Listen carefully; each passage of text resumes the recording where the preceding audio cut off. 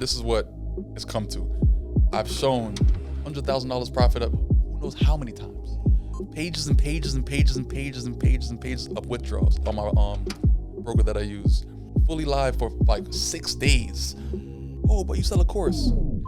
It's still gonna outweigh everything else, you know what I'm saying?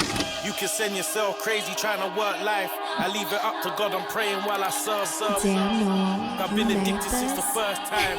Ran it up and made 100 off my first. Took losses, I can tell you about my worst times. Sell clothes, now the hoodies say the word grind. They want the real, so I spit it from the first line. I'm just rapping about my good and my worst times. The Profit Club. Yes. Let's be real. We've got the GOAT in the ends right now. Boy Q Banks, welcome to London City. We've got the man them here, you know. We're outside. We've been outside all day. All damn day. I don't need to introduce this guy. I don't need to introduce him, man. So, you know, first of all, just thank you, man. Thank you for coming through. Welcome to London, bro. Yeah, appreciate that. You know, it's love always, you know. I feel like anyone who watches this is going to know who you are anyway. If you're in the trading space, entrepreneurial space, you know. So we're definitely not going to go through the regular questions of drag it out too much. How this all came about. I'm going to tap into the mindset of the man. Let me let them know something. This is quite important actually, because people hit me up all the time like, yo, Banksy. But actually, other than the first part of my story, which a lot of people who follow me know, a lot of my student work came from you in a distance way. Yeah. Like overseas, being in WSA was definitely a huge, heavy part of my come up. Yeah. Which led before, you know, building out the Profit Club and us having our own community and stuff.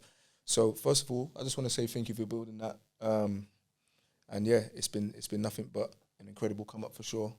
So listen, welcome to London. How you enjoying it so far, man? Loving it. Cold, but yeah, I'm making it happen. It's cold. Where we been today? We went to a little bit everywhere, but we went to Nova, which is the spot that we did a meet and greet. Over like 100 people had popped up out of nowhere in a 24-hour notice, by the way. Great turnout. And then now, you know, we're here. This guy is so famous, man. It's unbelievable.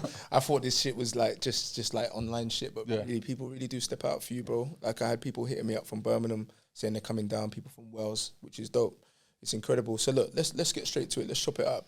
The first thing I wanted to ask you, bro, is I don't want to know the whole Target story because I feel like everyone knows that. Yeah, I think I said that like 1,000 times. Yeah, definitely.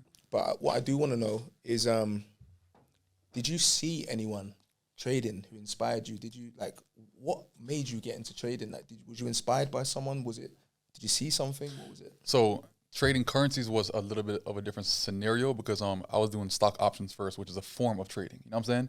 So once you pretty much do stock options, you kind of understand the concept of trading, and then you kind of know like the other routes and everything to go with trading, which is currencies and cryptos. And well, cryptos not too much at that time period, but it was currencies and commodities of that nature. Then 4 years after that's when I was reintroduced to it. So to say that I was inspired, not too much actually, as far as I like to say that I was informed, but I don't think that I was inspired. You know, like to be inspired by a person has a lot more to do than just seeing them, just, you know, seeing what they're doing actually. They got to even look a certain kind of way, live a certain kind of way, talk a certain kind of way. I feel like just like have a vibe, a certain kind of vibe, you know what I'm saying? Sure. So I don't think that I was inspired by anybody at the time to even start trading, but I was informed about it. And then from that point, I kind of like just did my own little swag with it. Yeah, I feel you. At times where you felt like quitting, you know, what kept you going? Because I can just imagine on a come up, the blown accounts, the this, the that. Yeah. At what point was it where you was like, nah, I'm going to keep going? I think trading is the only thing that you could actually do that pretty much it doesn't make sense to quit. I think you're kind of doing yourself an injustice to quit, because if you blow an account, you got to pretty much just critique what went wrong to even blow that account. If you said that account is blown and then you just gave up like right there, understand that the money that you lost, you could have made money. So what went wrong to even make me lose in the first place? So that's why it's very important to even like after you have a loss, you have to actually go back and understand what went wrong or what you could have done to even make that trade a winning trade. So I think just me understanding that concept, that pretty much if I lost money, that money could have been made. I got to just pretty much be able to understand the charts a little bit better so I could actually not make that happen the next time around. Yeah. So it's a lot more critiquing than anything else, because trading is either you win or you lose. It's not just you lose way more than you win. You got to just pretty much have knowledge and an edge and overall just education and insight to even like be good at trading. It's like it's not impossible. You know what I'm saying? Yeah. Sure. Would you say that's kind of how you recover from bad runs as well? Do you like if you go on a bad run? What's your like process?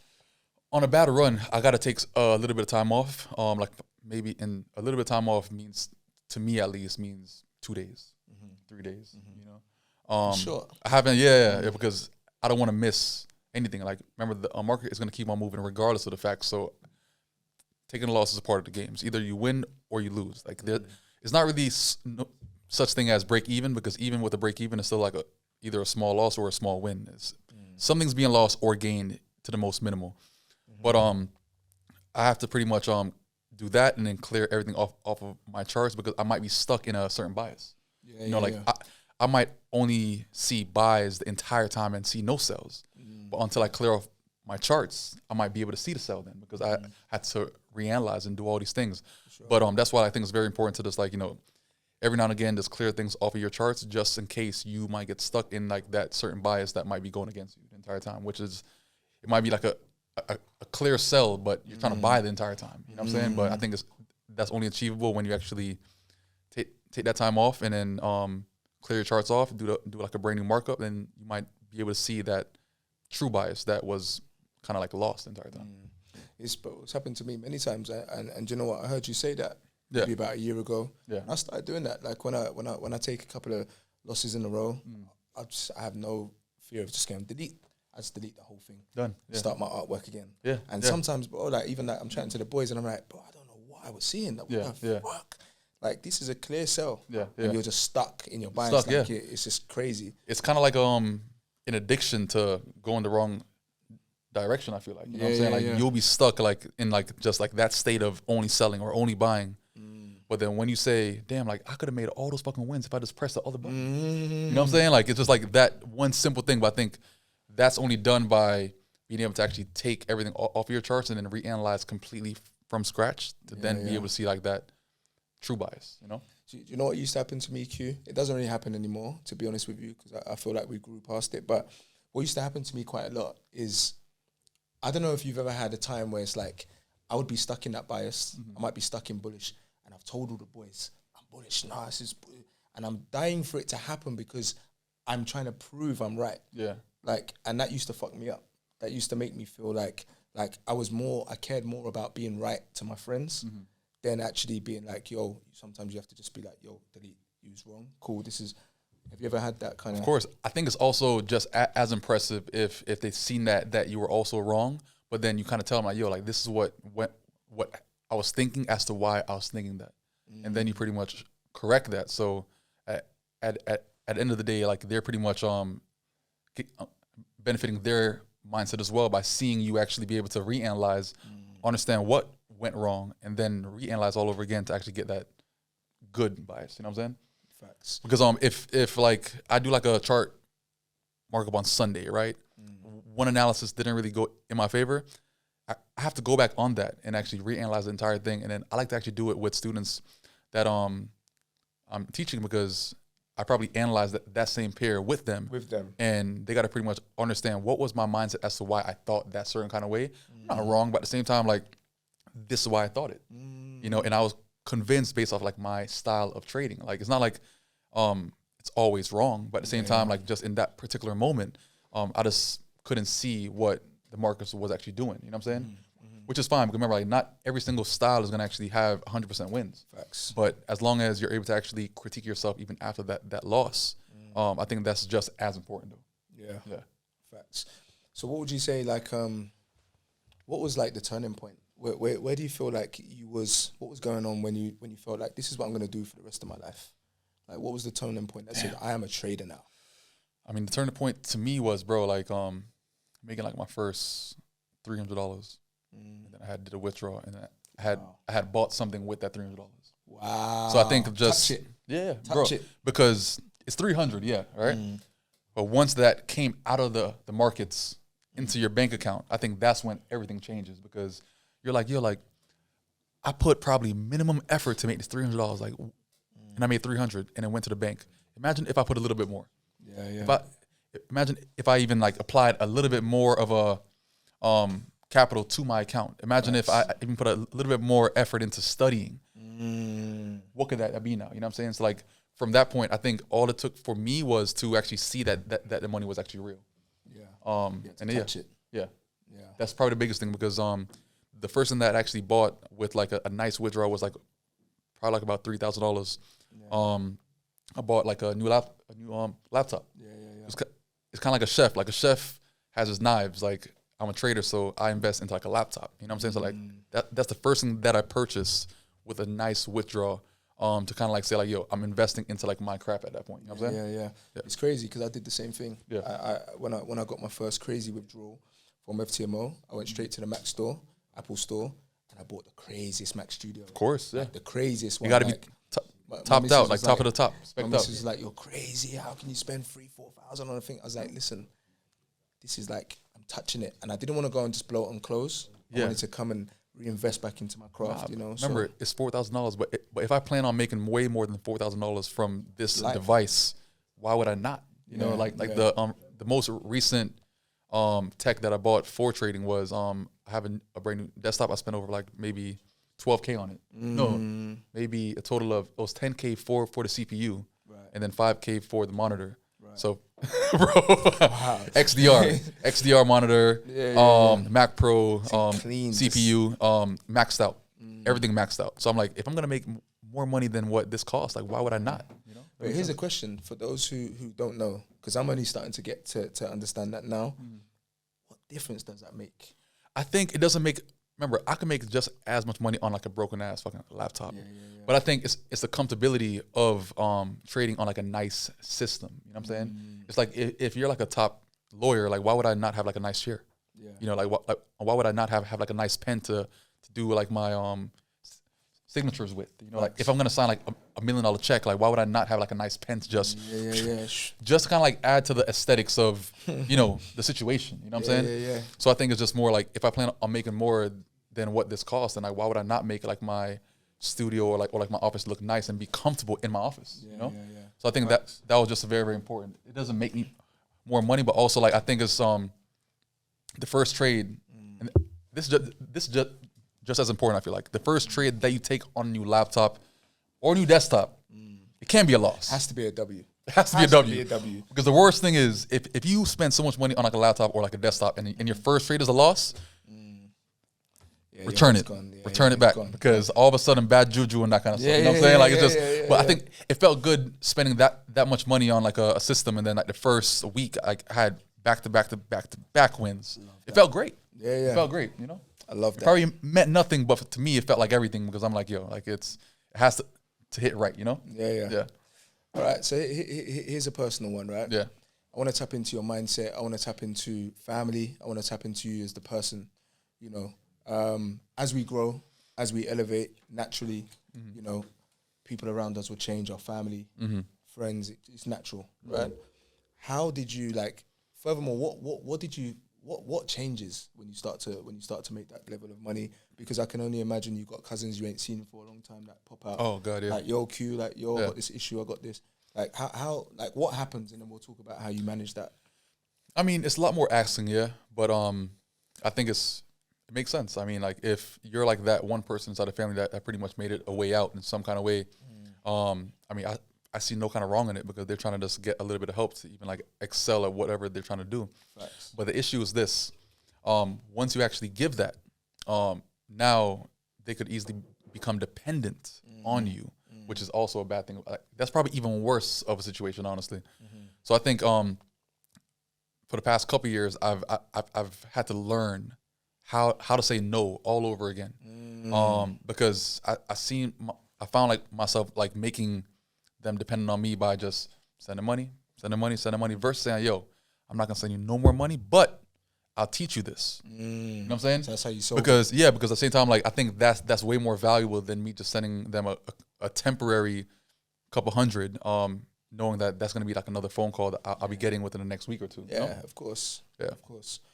On the no, because I want to tap into the no a little bit more, because I struggle with that myself. You gotta practice it. You gotta say no. No. You gotta just practice a little bit. Yeah, I have it in business. Family, friends. It is what it is. It's always there. It's not gonna change either, but I mean, it's a part of the package, though. Yeah. So let's tap into the no a little bit more. So we know what the no is when it comes to you're borrowing money, etc. Blah blah. Yeah.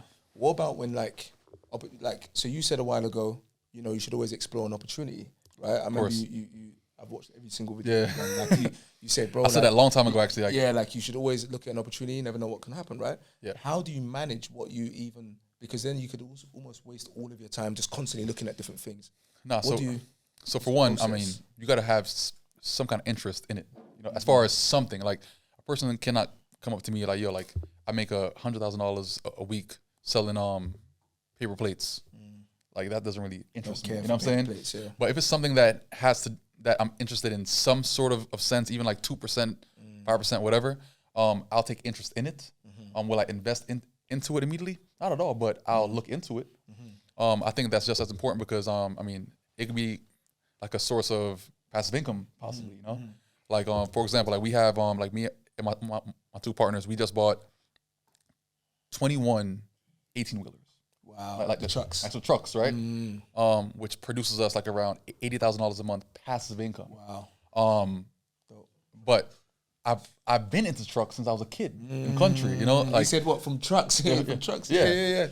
That's dope. So at the same time, like I think like I had some sort of interest, so that kind of like pushed the notion to even like want to even purchase those trucks a little bit more because that's like a childhood dream. Remember, in Jamaica, like at the time, like we didn't have Lambos and the Ferraris and everything else like back when I was a kid. Sure. But we had trucks. You know what I'm saying? So like that was like you always seen them. Yeah, that was like my first love, like back when I was a kid in country, because that's all that we really seen. That was like the Lamborghini of that area at the time. You know what I'm saying? Yeah. So I think in that sense that you got to have some sort of interest in like that other opportunity. You can't have zero interest because it doesn't make sense because you won't really even there's no care for it. Follow up. You probably make like a little bit of money, but at the same time I think it's not genuine money that you're making because at that point you're just throw money at everything to see like if one hits. What sticks, Yeah. So at the same time I think it's just very important to just try to spend your time on things that interest you in some kind of way. There's going to be a lot of opportunities that you come across. Like, I mean, this meet and greet alone, like I was presented with like 3 opportunities. You know what I'm saying? Yeah. Like bro, they had a handshake like, yo, by the way, I'm doing so and so. Like, check it out. I'm like, all right, I'll check it out. Whatever. You just never know. Yeah. Never know. I tell you what I want to tap into. Right, you've posted some dope reels that I've sent to people. Okay.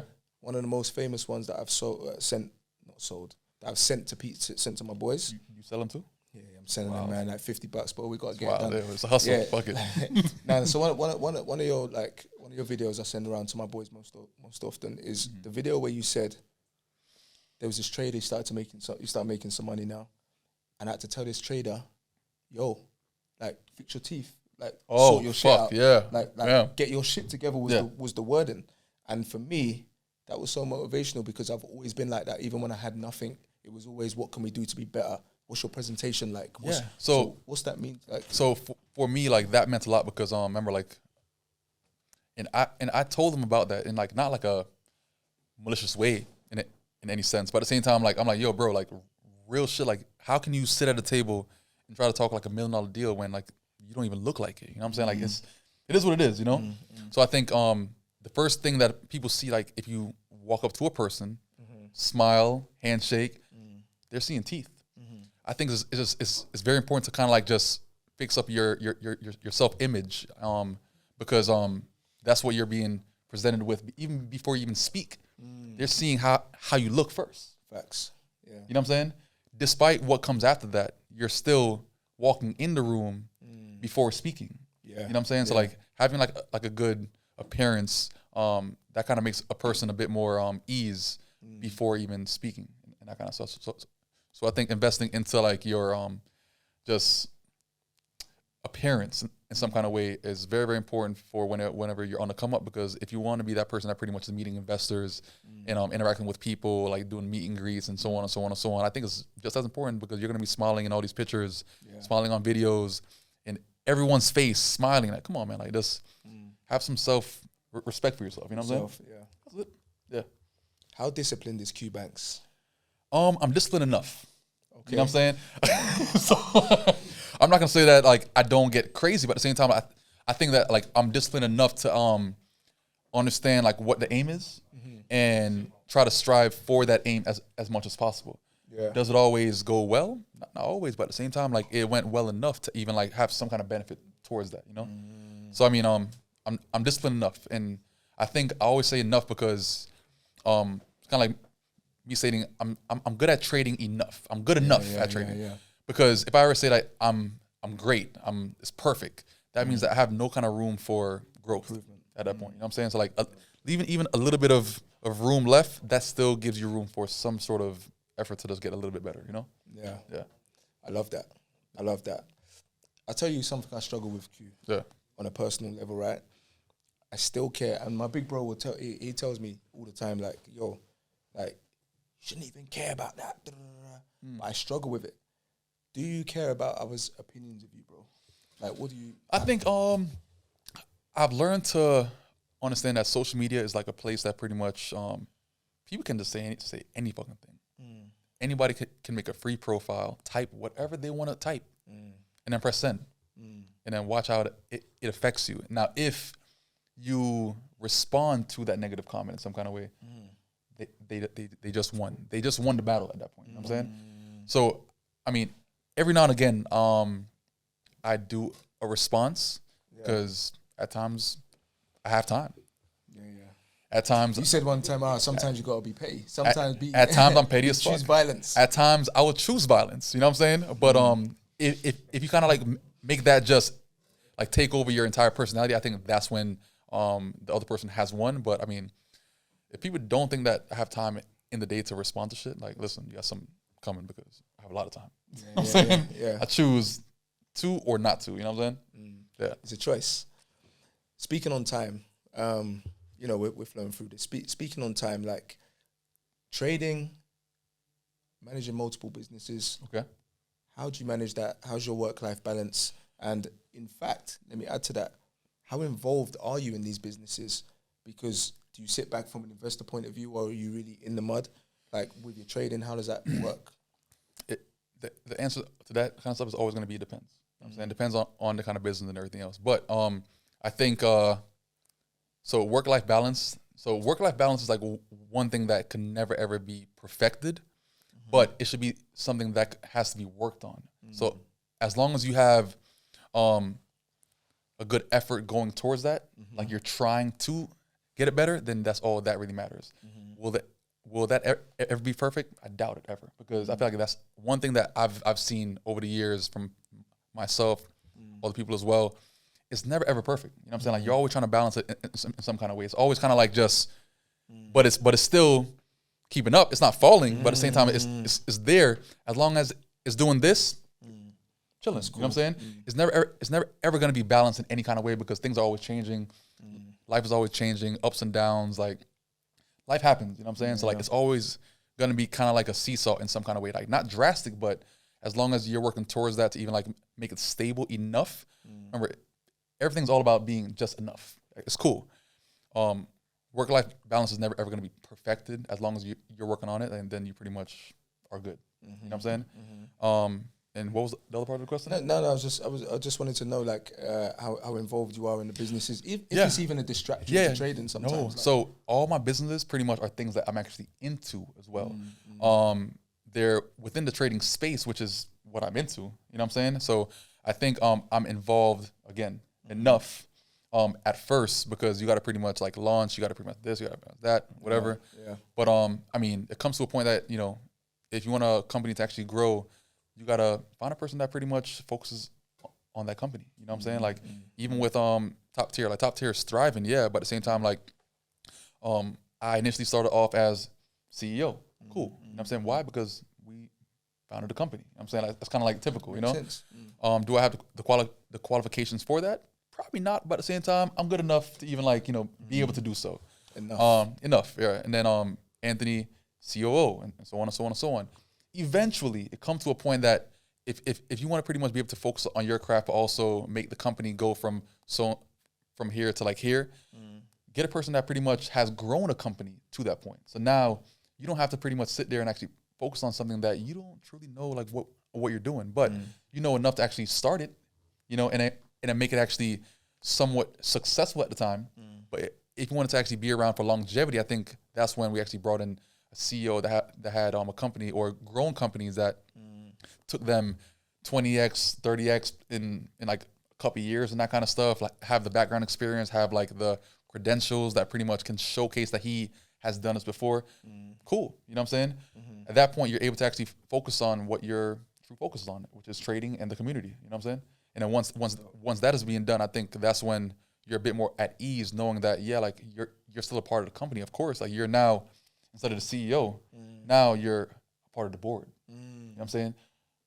I'm trying to find a CEO. You know what I'm saying? Like I don't care to be the CEO. I'm going to hire a CEO, which is a lot more powerful, and compared to a person that's saying that they're CEO. No, like I've hired CEOs for my companies. That makes sense. Yeah. That's how those companies will grow in the right way. I heard someone say the other day, I was listening to the boys from the brand Represent, and they were talking about a similar thing. The company's grown so much to the point where they had to get the guy from Puma who had grown Puma, for example, and he was experienced at doing that as a CEO. I just heard that company just evaluated to like maybe like 20 plus mil or something like that. Crazy. Yeah. Bro, like so and that happened because they put certain things in place. The ego was removed. I don't need to be the CEO. Fuck that. Bro, what's right for the business? It looks good, like whenever say that, like I'm the CEO, but I hear you. Like it sounds great. I get it. Yeah.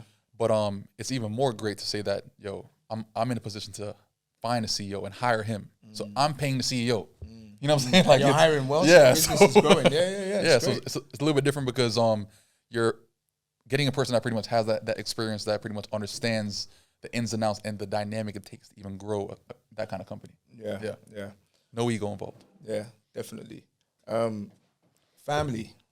So when I see Q, before I knew Q, I'm looking, and as we can all see, you're family man. But I want to tap into that because, if you don't mind, because when you're making money, anything can happen. You can go wild. I've seen people go crazy. I've seen guys I know make crazy money and go and ruin their lives because they're drinking, smoking, doing drugs, doing all kinds of shit. And you chose to do the route where you still enjoy yourself. You move around. I still drink and smoke. Yeah. You move around, you enjoy, but you're definitely family focused. I've seen how you are with your daughter, etc. Yeah. So remember, like when it comes to like speaking about drinking, all right, drinking cool, but are you abusing it? That's the difference. Smoking cool.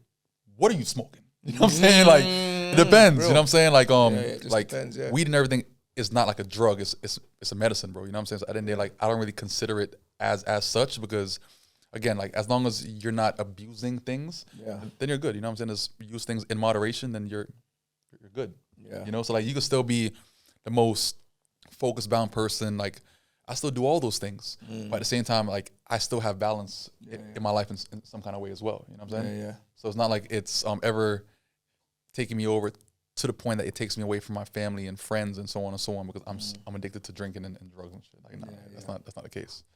And I notice you take your family quite a lot with you when you travel. Not too often, but enough again. Okay. Because at the same time, I think it's just as important to travel like by yourself every now and again also. Because I think it's very, very important to, learn how to be in a space that you have no sort of influence as far as everything is dependent on your own thoughts, your own movements, versus even being influenced. If you even go on like a trip with like friends, something is being influenced in some kind of way as well. You know what I'm saying? So like having that solo trip every now and again, it doesn't have to be like a every time type thing. Of course, have balance, but every now and again, a solo trip I think is very, very good for the mental, good for the person itself. Sure. Yeah. We're gonna wrap up soon, man. But I got a couple more. You're definitely well known for WSA. I met some of the other guys today from WSA as well. for those who don't know, Wall Street Academy, that's Q's, his platform, his course. What made you do that other than the obvious of there's money to be made? Because it feels very selfless. So like the main brand that pretty much owns that brand, Forever and Profit first, then came Wall Street Academy, because pretty much FIP at the time was like a conglomerate of just traders, but then it was too much of a combination. That's why this concept is very, very important to like find that one mentor and focus on that one mentor, because remember, things that I say might contradict things that the other person says about trading. You know what I'm saying? Which we could still both be right in some kind of way as far as like making profit. But Wall Street Academy just kind of came about because I wanted to actually find have a platform that focuses on just me, all of my style, all of like my mindset, all of just everything Q. You know what I'm saying? And build and then build a community like around that. And now Wall Street Academy is like maybe like 18,000 students deep.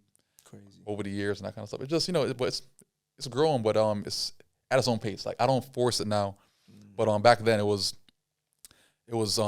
members just like everywhere, bro. Like now, like I come across members from Albania, Serbia, like all these places that I just fucking came from out of nowhere, because that kind of showed you like the power of social media, the power of just influence, and the power that you pretty much took to take time out to get good at a certain craft and have others influence in some kind of way as well, So I think it's just cool to know that, like, people can say that they came from Wall Street Academy. Well, first Forever and Profit, and then went to Wall Street Academy, and then solely focused on just me versus in the conglomerate of people and everything. You know what I'm saying?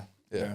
And also I heard you say one time, because there's always people that are going to try and challenge the fact about the trading versus doing a course, but you really trade. Like you really, bro. I think it's right to have a course because we're business guys, but you trade. So put it this way, and this is what it's come to. I've shown hundreds of thousands of everything, like $100,000 profit up, who knows how many times.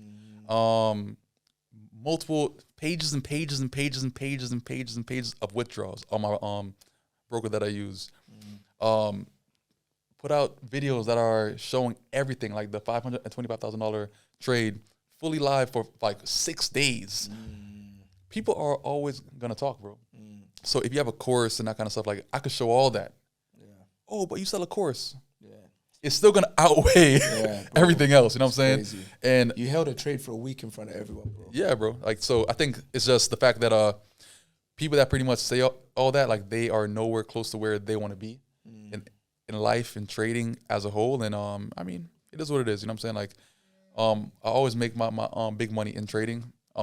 Obviously, I make passive money within my businesses, but it's a fraction. Like if I had survived this long with just course money, I couldn't have like what I have, bro, or even move like how you move, at that point it's not really sustainable. You know what I'm saying? Yeah. So I mean, it's everything's showcased for like what it is. Traders know like what it is, which actually matters as well. I don't really pay attention to like the outsiders too much, because it's always going to be people, no matter what level that you're on, people will always try to find something that would irritate you in some kind of way. When in reality, like, bro, like you can't, they don't even believe themselves. Whenever they say it out, like, yo, like you really sit here and actually believe what you're saying right now? They can't. You know what I'm saying? Yeah. It's what it is though. See, okay, so kind of rounding things up, look, speaking on the back of that, you've brought things to a place where, you've inspired a whole generation. You've brought it to our people. Correct. Was that always the plan, or did it kind of just organically happen? Because let's be honest, bro, like trading is like, especially Miami, then the world, the black community, just everybody who's into trading, I feel like has been inspired by you in some form of way. Was that the plan, or did it kind of just organically happen like that? I think I'm just that nigga, bro. Nah, so like, love that. Any single thing that I'm doing or like that I've been a part of is in life, like even like when I was on the track team and that kind of stuff for like 8 years and that kind of stuff, I think I've stood out in some kind of way. Like even like the first group that I was ever a part of, I was a regular member that enrolled, that somehow ended up in the fucking admins chat. You know what I'm saying? Like now I'm partnering like with the admins and everything. You know what I'm saying? Like, because I just showcase my talents and then they like the vibes and so on and so on. And then somehow like it just works out, But I think it's just more just the kind of energy that I actually bring to a room, a table, and then from that point it just flows well, like very, very well. And I think I've been very, very blessed to even be in a position to even like give off that certain kind of energy and having things just flow very, very good. So like, was the overall goal to impact all these people? Probably not. But at the same time, like I think the energy and like the kind of value and the kind of knowledge I actually bring to a certain table, people can benefit, but also people are gonna want to listen, knowing that there's something that they could actually take note on. You know what I'm saying? Yeah. So it just somehow snowballed into going on to like 10 years soon, which turned into all this. And you know what I'm saying? Also, as I said to you earlier, I feel like even with all of that being said, the fact that you even look like us, we see ourselves in you.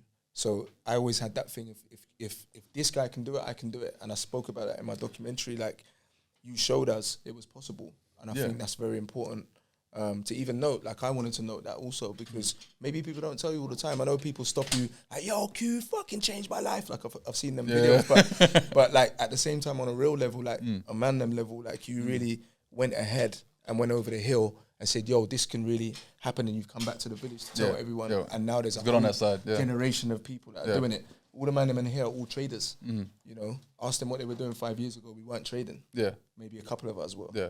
But, you know, so we definitely give some of that kudos to, to appreciate yourself. Appreciate it. And then lastly, man, like before we, you know, sit and eat and we chop it up with the boys, and maybe some people might have some questions now. The Profit Club, like you don't fuck with everyone. I've seen that. Nah, but you don't fuck with everyone. No, it's funny. I've seen the Profit Club for quite a while now, actually. Yeah. So, I've seen it and like, but I think it's probably the logo or something, bro. Like it's stuck with me. You know what I'm saying? Like it just has like, you know, like how branding has to be a certain kind of way. So I think it was first step one, great branding. You know what I'm saying? Thank you. It stood out. That's dope. That's dope. The fact that you've always kept it on your profile, the black logo with the just the icon, Profit Club. So I've always seen them just like pop up out of nowhere. I'm like, yo, like I don't know him, but it says the Profit Club. Like that's what I know and everything else. And then I actually met you and that kind of thing. Like we spoke a few times, and then you know, I think I've always just gravitated to the kind of energy that you actually brought to the niche as well. You know what I'm saying? And to actually see like what you're doing out here in London as well, like it's a great look. And I love seeing the growth of a brand, a community, just people overall. You know what I'm saying? So it's appreciate that, good to bro. see. Definitely appreciate that. And come on, man, I'm heavy in WSA as well, bro. Like come on, yeah. I'm heavy up in there. But that's probably so. A person earlier had asked me like, can I take them on as like a mentee? I was like, bro, like. I don't even know you, bro. Yeah. I don't even know you. Like, to be real, like, if a person, like, I told him, like, yo, if you're, let's say, a part of Wall Street Academy, and then you stood out in Wall Street Academy, boom. That's different. Then I'll notice you in some kind of way. But if I don't know you, then, like, I don't know nothing about you. Like, but the fact that you're in Wall Street Academy and then pretty much, like, you stood out, then pretty much you made your own brand, and then you stood out from that as well. Like, listen, like, I'm going to together in some kind of way and everything, and then make some shit pop, you know? Let's go. But a person has to pretty much first stand your own ground, you know what I'm saying? And then I think you show that you can actually stand your own ground and, you know, make some shit, you know what I'm saying? Like, appreciate you, bro. Come out, you know? I appreciate that, brother. Definitely. Man. Yeah. Man, then before we eat, anyone want to throw any questions out while we're still rolling? I know we're going to chop it up off camera anyway, but is there anything that we need to capture in this joint right now? How did I find it?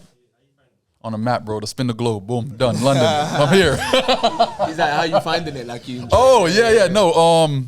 I love it, bro. Like, to me, like I tend to like appreciate all the places that I've been to. Like, I actually enjoyed Serbia. I've enjoyed Albania. I've enjoyed Kosovo. I've enjoyed Montenegro. But at the same time, like this is the first place that I've been to on this 2 or 3 week trip that pretty much I'm with the guys and everything, you know what I'm saying? So it's just I think it's like a nice ending to like my quick little getaway world tour type vibe, you know what I'm saying? Yeah.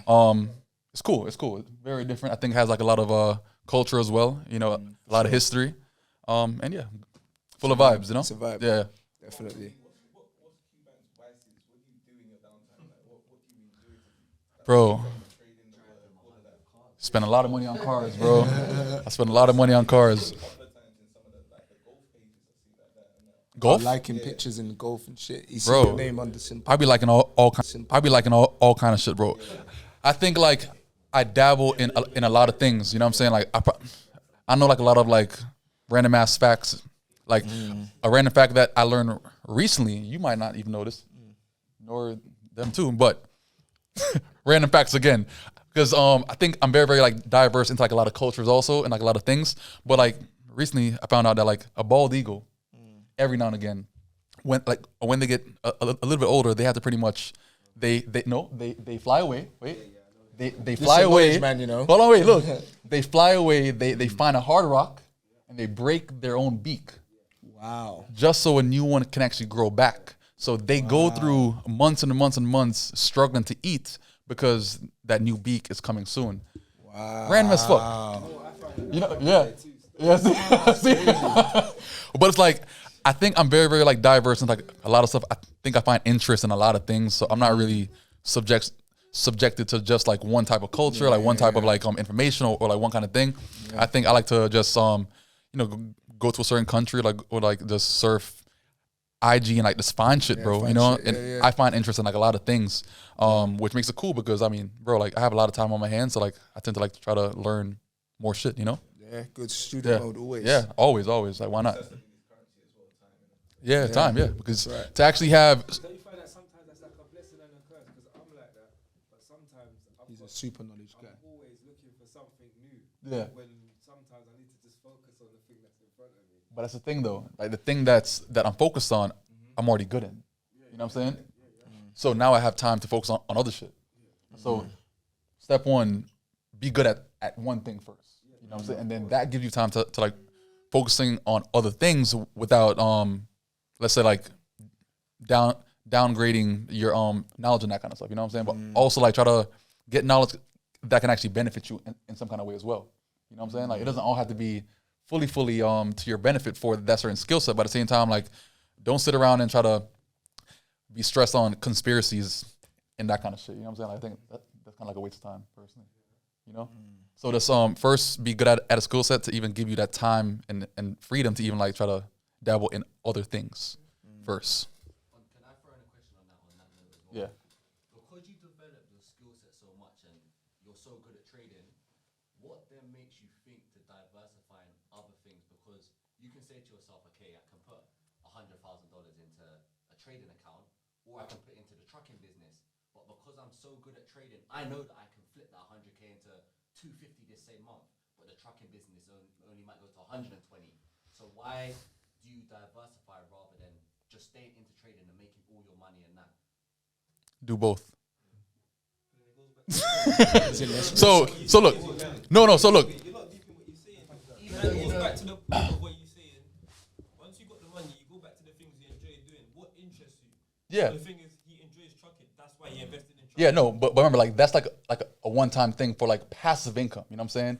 Trading is not passive income; it's active income. You know what I'm saying? So at the same time, like I think it's very important to like not make every single thing that you're doing or making money from is with just trading. You know, eventually, like this is 8-9 years in. That's when I decided to actually diversify in that kind of way because even it took me like about maybe 7 years to even be open to even investing in real estate because like I'm like, yo, it takes that much money, 5% a year. What the fuck? No, I'm not doing that. Yeah. I can make 20-30% in a couple hours. Like it doesn't make sense. That's what I'm saying. What makes so even having that in your mind, you know, real estate, the gains are so much smaller compared to what you can make with your skill set. Because so the real estate play was just because I was getting older and I needed a property. So that's when I was open to that field. You know what I'm saying? What? I'm trying to sneeze. No, but even like with the other companies, I think it's also very, very cool to like diversify your knowledge based on the trucking stuff because I think it was I have like 8 companies based around trading. You know what I'm saying? I think I've tapped into like a lot of things already. You know what I'm saying? So when it came down to it, like even like trying to find other companies that have some sort of interest in, like now we're working on the passive income. So like let's say if I don't want to trade the entire month, I still have a good amount money coming. It could be 70K, 80K, 200K. Like, and I think me even like working on those companies on the back end, that's not just trading. I think passively, bro, like I could pull in like $200,000 a month, not doing anything, sitting down, chilling. But that's passive income. You know what I'm saying? But the trading stuff is I had to literally putting time and effort into trading money, which is good too. But at the same time, like it's also cool to even like just sit back and just have something that's dropping in your account every month. Yeah, and bro, You know what I'm saying? trading can be stressful. It's well, stressful man. as fuck. Stressful, bro. But the big money that I've made came from those stressful times. You know what I'm saying? Because like if I'm trading, remember like trading has stress in it. You know what I'm saying? The passive income doesn't. So if I'm trading, I gotta be prepped to even take on that stress. You know what I'm saying? Like, it's not like I want to be stressed every single fucking day. Like that shit it's annoying and plus it messes with your mental too. You know what I'm saying? So every now and again I think it's very important to just like, you know, take that couple of days off. I haven't traded like in almost 2 weeks. It feels amazing. You know, You feel good, you feel good, you know? But when I get back home and everything, like I'm prepping myself to get back in that zone, to be open to the stress. And bum, start my account back up all over again and that kind of shit, and then keep on going because I make sure that like if I'm traveling, I withdraw everything from my fucking account, put that shit in a wallet because I have no choice but to just wait. Yeah, I have to chill. Because there's been times that I'm traveling and then I have money inside the account. All of a sudden, like I take a trade, I lose Wi-Fi. All of a sudden, it's a loss. And now you're stressed on holiday, pissed off. I'm stressed. I'm stressed for no kind of reason. So I think it's just it's cool to just like dabble in other things as long as the outcome of that is passive income. Yeah. But you were saying at the start, definitely just focusing. You have to be open to actually. All right, so make the money that you plan on investing into other assets from trading, right? So you make that trade money first, and then you diversify some of that money into some other avenues, whatever that makes that passive income. You know what I'm saying? Because if all of your money is just coming from just trading, I think that's a very, very amateur way of thinking that everything has to come from just trading. You know what I'm saying? Like at first, like people tend to like bash people because all their money's not coming from trading. But in reality, if they had that same opportunity, then they'll probably do the same thing. Of course. So just like if you find something along the way, make trading pay for those other type of investments, knowing that the outcome of those other investments is some sort of passive income in some kind of way. Yeah. Thank you. Yeah, definitely. Yeah. Anything else for the man then? Are we kind of there? Yeah, we're good. Yeah. Everyone's tired. Yeah. Questions? No? Good? Yeah. So no more questions from the Mondem. That's it. All right, say no more. All right, cool. Well, guys, we're going to wrap this up, man. It's been, this has been incredible. Thank you for your time, Q. Again, we're in London City right now. We're in the trenches right now. And it's been a movie. We're going to eat some food now. Might go out, have some shisha. Let's get it. Yeah, cool. Peace. Blessings, bro. Check. Yes. The Profit Club.